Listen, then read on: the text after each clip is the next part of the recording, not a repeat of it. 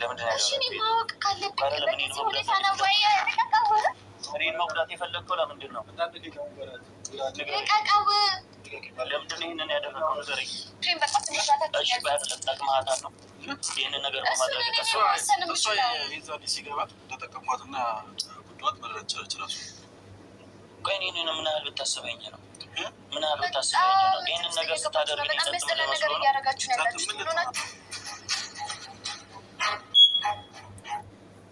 السلام عليكم ورحمة الله وبركاته. الشما هركفوني فيا قبدني نجاكي سني إندين ناتشو سلام ناتشو الله شوي بيت سبوتشي ألن الحمد لله زاري إزلاي درسنا إزلاي عندها جونو انقدي ماركنا إفا وناتنو وس ፐረንኪኖ ብታደርጉት ወይስ ይሄ ምንድነው? አላገባኝም። ምንድነው ነገሩ? ወዴት ወደ ራሳችሁ ተመልሱ ባካችሁ። ምን ይሼ ነው? ምን የሆናችሁ ነው? እንዴት ነገሩ? ይሄ ያ ሰላም inni jedhe parankii hojjechaa jirtu moo girriidha moo waansa maayinni ifa maanni good duraan dursa rootiyee hunkaan dassaaleshii baga gammaddee baga rabbiin inni garaatti si baachise harkatti si baachise si agarsiise baga gammaddee siin jenneerraa waaw wajjiniin umurii iradha ilma nageenya keessan tokkummaa keessan sinii haa taasisu rabbiini. Egaa ilmoon kuni walitti nama fiddi jechuudha. Kanaaf iyyuu abraashillee obbeekee amma abbaa ilmaa ta'eera. Ilma kanaaf jedhee of tasgabbeessee mana isaa jaartii isaa inshaallah akka qabatu abdii qabna. warra sitti naannee jiru warra giddii harka keessa qabachuuf maraachaa jiru abrish fuudhiiti qilee keessa buusiiti haadha manaa keejjiniin ilmoo keejjiniin qaxxee itti deemi siin jenna baga gammaddee baga rabbiin siin illee akkasitti abbaa ilmaa si godhe siin jenneerra waaw namatti tola dhugaa rabbi mana kimi keessa cinqamtee baay'ee namni baay'een sodaatee jira garuu alhamdulillah nagaatiin baga si hiike rabbi. Egaa maarkii fi ifaanii akkuma itti muddanitti jiru jechuudha.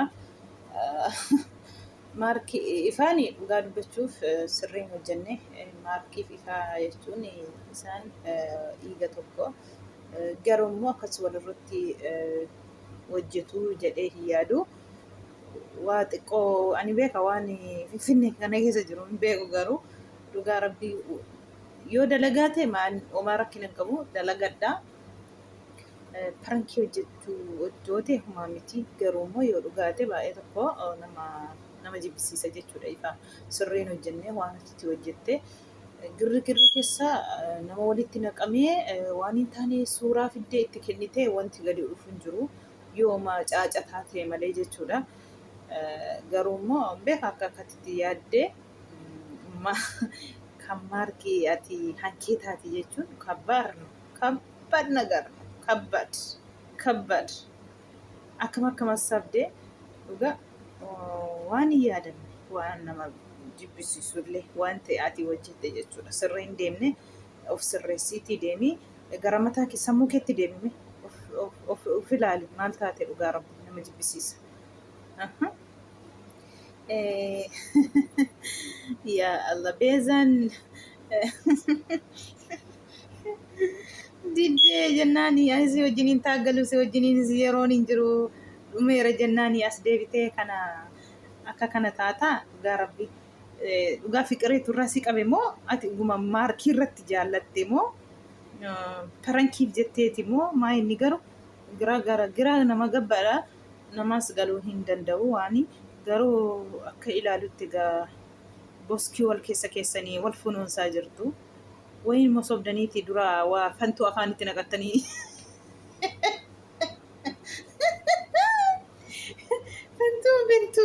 fantuu isa afaanitti naqattee jirta yoo ta'e hin beeku yaa ifa gizee maarkiin afaan kana keessa si dha'u fintuu sitti hin galaaste hin beeku garuu akka dhiigaa argeera.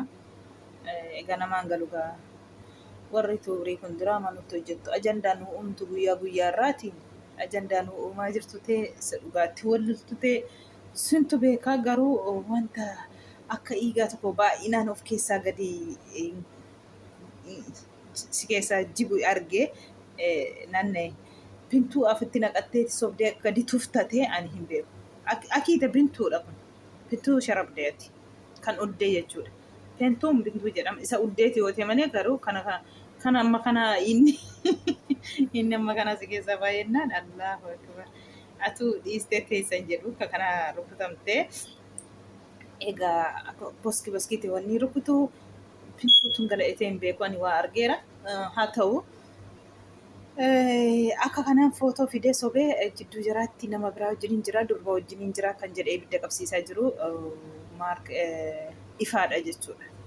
Garuu isaan dhiiga tokkicha dhugaa rabbi. Baay'ee tokko nama jibbisiisa. Wanti amma hojjetamaa jiru, wanti amma deemaa jiru dhugaa rabbi yuutuubaroota kana wallaahi laazim nu jibbisiistan dhugaa rabbi nu jibbisiistan. Wanta gaarii isinirraa baratan tokko hin jiru nu hojjettanii jechuudha. Barumsa kan uummataaf ta'u nu hojjettanii. Waan nama jibbisiisu malee. Dhugaa. Akka kanatti egaa xoriinnitis jidduu kana saggar malee irra jiru maarkii fi ifaan jechuudha. Namoonni gariin immoo hin jaallataa isa sobaa miti warri jettanis jirtu garuu isaaf rabbitu beeka dhugaa jaallatee wayin immoo ajandaa dhuumuuf wayin immoo parankii akka utuubiin daawwatamuufis ta'a hin beekamu. Amma darbanii waan tokko jedhanii keessa galanii haasa'uun hin ta'u.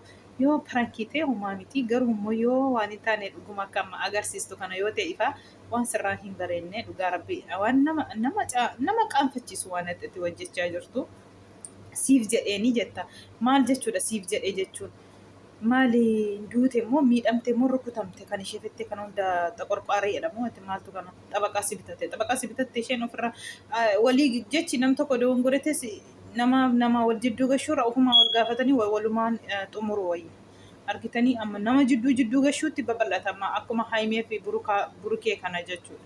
Kanaafuu maarkii fi isheen lama ta'anii rakkina isaanii walitti himanii wal amsiisanii walirraa deemuu qabu malee ati jidduu jaraa galtee akkasitti jireenya baxabbaxuun sirrii miti maarkii ifaa sirrii miti waan itti hojjette deebii gara mataa keetti sammuu keetti deebiiti sammuu kee taragaaggassiis dhugaa rabbi nama jibbisiisa waan ta'e ati hojjette jechuudha. Waan nama qaanfachiisu dhugaa rabbi.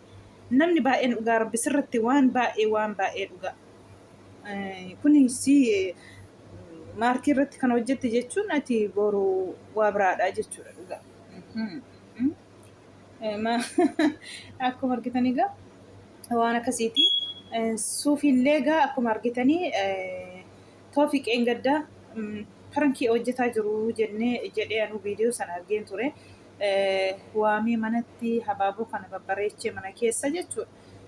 Yoo isheen dhuftuu barreeffanii habaaboo kennee fi habaaboo irraa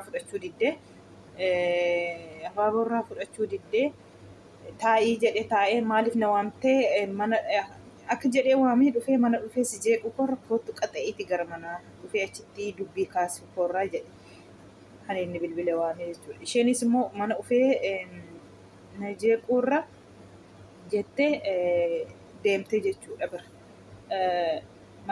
Manasaa deemtee habaaboo ho'uu jedhee hin diddee taasisee barbaadu na waamtee fi natti himii mana dhufee sin jeequ jettee jennaan hin dhufee jettee jennaan habaaboo narraa fudhadhu jedhee giddiitti irraa fuutee xaawulaa irra keessa jechuudha. Isaa booda ol galee burcuqootti asiirra naqee qoricha kiisii keessaa fuudhee waan adii tokko garuu itti naqee fidee dhugii jedhee diddee dhugii jedhee isaa booda ofiisaas qobaatti buufatee fidatee jira hin uddee otoo haasaa jirtuun uddee isaa boodarraa of wallaalaa dhufte jechuudha waan dubbattu mataa zooree fakkaata qoricha of wallaashisu kennee fitee rabbitu beeka.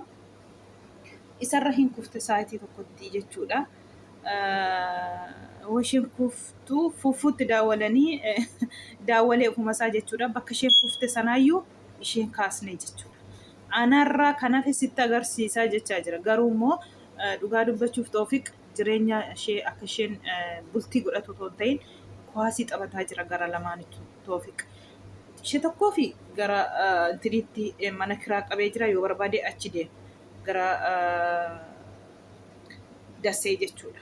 Gara Finfinnee yoo basuufii barbaadu gara Finfinnee dhufa. Yoo ishee sana barbaadu gara Dassee deemaa jechuudha. Gara maalittuu mana kiraa fuudhee jechuudha. Achi deemes hin taphata, as deemes hin taphata. Suufiin immoo irra geesse wanta kana yoo ishee baasuu diduu ija isheetiin haxxee wanta argiteef jireenya ishee maraxattee kanaa booda atis jireenya kee jiraachaa jirta anis jireenya kun jiraadha jettee itti himtee biraa deebitee dhuftee jechuudha. Haxxee xoqqomaatiin irra geessee argite. Ammas ammoo duuba isheerra fiigisa isheen ani itti daarii qabachuuf jedhu fiigee dhufee kun akka argitan kuni ishee jaallatee otoo hin ta'in wayin immoo ishee fuuchuuf haadha ilmaan ishee godhachuuf otoo hin ta'in jireenya ishee balleessuuf Toofiq dhugaa Rabbii jireenya waggaa amma kanaa tooti bultii ishee barbaaddee gammachuu ishee barbaaddee ofii keessa gammaddee tatee waggaa amma kanaa intalatti hin taphattu jechuudha. Ati barbaaddee gara biraadha jireenya ishee akka balleessitu. Kan biraan immoo nama waan baay'ee wajjin dabarsite miira aariitiin akkamiin kana obaastee owwa isheen akka kana lafatti dhaabachuu dadhabdee akka kanatti of rukuttu akkam naasuu dhabdee fi dhugaan jaallatta yoo ta'e sa'aatii meeqan isheen achi ciiste? Sa'aatii meeqa achi sanni isa bilbilee waamee jechuudha. Ufuun gizeetti bilbilee waamu ufuu jala ga'e fuudhee akka qinaatii akka inni qanna'uuf siree yaabsiste. Siree yaabsisee ka'ee achirraati gizee inni dhufu. Dubbatu man jettu ufuun fudhatee mana kiimii deemsisee doktoroon illee seeratti iyyachuu qaba akkas jedhanii jechuudha. Viidiyoo sana irratti doktoroon ammaa fi homaan jettuu jedhanii ganaa immoo marmara baay'ee goonaa fi kan isaan jedhan jechuudha. Bilakootiitti dhaatanii achitti jechuudha. Kanaafuu miirri qinaatis miti jaalalas miti kun jireenya nama wal balleessuudha malee waan jaallatte miti. Too jaallatte amma kanaa geessistu waggaa meeqa? Kamitti taphata sa'achi garsii deemte taphatta garanna ufteen taphattaa jechuudha. Kan akkasiirra Rabbi sin haa qabu. Malee jaalalan jedhamu akkuma argitan egaa mana kiimii keessatti bilakootiin itti dhaatamee amma bartee kissiin illee irratti banamee deebitee immoo akka inni hidhamu barbaadu maaloodha jetti isheenis. Baay'ee tokko nama gaddisiisa. Akka kanaa miti sila kuni hin ta'uu jechuudha. Baza tuuroች ተረጋጉ እንጂ ተረጋጉ ጋርቢ አማ ጦፊቅ ከጀድት አና ብቻ ማለ አና ረዳርቢቴ አንንም ተኮተውን እንደም በርባዱ ኢሸን ከንኮ ብቻ ማለ ከነማ ብራንታ ከን ጦፊቅ ብቻ ካን እንጀቻ ጅሩ ጀቹዳ እጋ ከት አደቱት ጀቹዳ as kana ganaadha warri waan barreessitan waan fe'e jettan waan nagootaniin qabdan isheen kankoo bichaadha kan inni jechaa jiru jechuudha. Kanaafiyyuu hankee yoo taateyyuu hankeen ta'een namni siin jedhan jiru sinni siraataan qabatanii dhugaatiin miidhanii dubartiif miidhuu otoo hin ta'in obbolaa qabda obboleetti irraa alatti qabda haadha qabda ta'ee fi yeroo hunda miidhuuf hin yaadiin. Hin beektu duuba kee har'a namni nama miidhe boor miidhamaadha wanta ta'eef Toofiq naannee kan nama miidhee harkaan dhabu jechuudha. Naannee ima dhufeetii harki sun deebaa fi dhugaa Rabbi. Kanaafuu ati imma jaalalaafis miti ishee suni han ijoollummaa kootii jetti. Han ijoollummaa kootii ammaatiin hundi beeku jetti. Isheenis viidiyoo irratti akka baatee dubbattetti. Ati asiitii suufiin dhiisu du'een argama malee jetta. Akkam dubbiin jireenya lamaan jidduu maa taphatta jireenya lamaan jidduu deemtee dhugaa Rabbi. Amma dhiisi isheen jireenya ishee jiraachaa jirti waa biraa yaaduu dhiisiiti. Too dhiiste akkasumatti bareeda. Kun immoo waan qaldiillee toote waan seeratti si iyyeessuudha. Viidiyoo irratti waan ati hojjette wanta argamuuf kusii hiisisallee siinillee dhufuma raagaa ofitti baate viidiyoo keetu raagaadha. Nama gaddisiisa dhugaa Rabbi. Kana fakkaataa Rabbiin sinii haala hafisu nageenya nuuf haa fidu nageenya guddaadha. Woyyeyyee kana dadhabne yeroo guyyaa maguutuu ayyeeyyeeyyeeyyee jenna ayyeeyyeeyyee bazza akkasitti egaa Toofiq rabbiin si haa qajeelchu siinillee gara sammuu keetti deebi'atillee egaa rabbi si haa qajeelchu suufi rabbi si haa fayyisu siin jedha fayyii ka'ii haateetta garuu dubbachuu fi fuulli ishee sirrii miti. Qoricha isaa nama ofallaashisu kennee fi natti fakkaata hin beeku garuu humnaa olii ta'uu mala garuu fuulli ishee dhugaa dubbachuuf warri tuubii sana laaltan argitaniitu jedhee yaada. Dooftora biraa deemtee fuulli baay'ee tokkotti gubateera jechuudha. Kanuma ibidda lixee baay'ee fakkaata fuulli ishee. Viidiyoon kana fakkaata wanti na dhaggeeffattanii galatooma hundi keessan isiniin jedha. Asuma irratti haa dhaabbatu.